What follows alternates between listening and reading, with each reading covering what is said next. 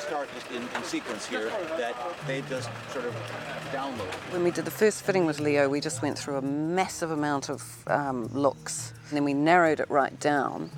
And he just comes down to quite specific things, you know, in fact, more in a way to do with props or coming back and just double checking that when you put it on for the third time, the costume still works. He tests me as a designer 2 or 3 times to see whether I'm still going to hold firm that this is the way we're going to go.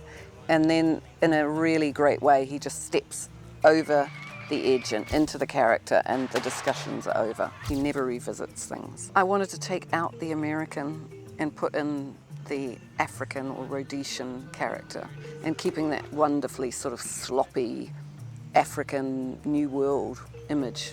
This was also a really difficult timeline. The fact that it's set in '99 is very close to where we are. Within 10 years, it can actually just simply look dated, and we can't have that. And just tried to keep it quite unstylized. At the beach bar, I mean, every girl on location, and I'm speaking for a large number of them who've been on location for quite some time now, have usually got some fabulous little top that they're dying to put on just to remind themselves that they're women.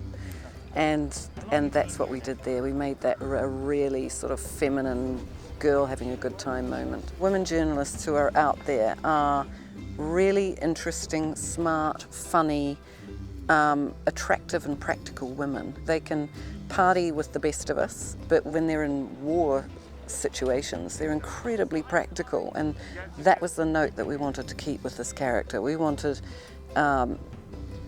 Jennifer to feel that she had represented that group of women really well.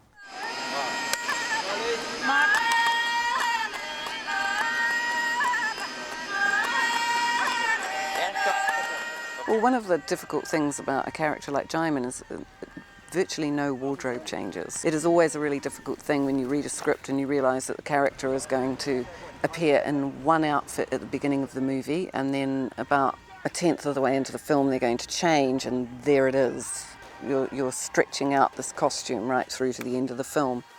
In many ways, the story was dictating completely what the costume was going to be. I mean, he had to be in a hotel uniform. I didn't want to make it a particularly noisy or flamboyant hotel uniform. I needed something that I knew I could break down and age and keep interesting, I suppose, in one form or another, right down to the last moment in the film.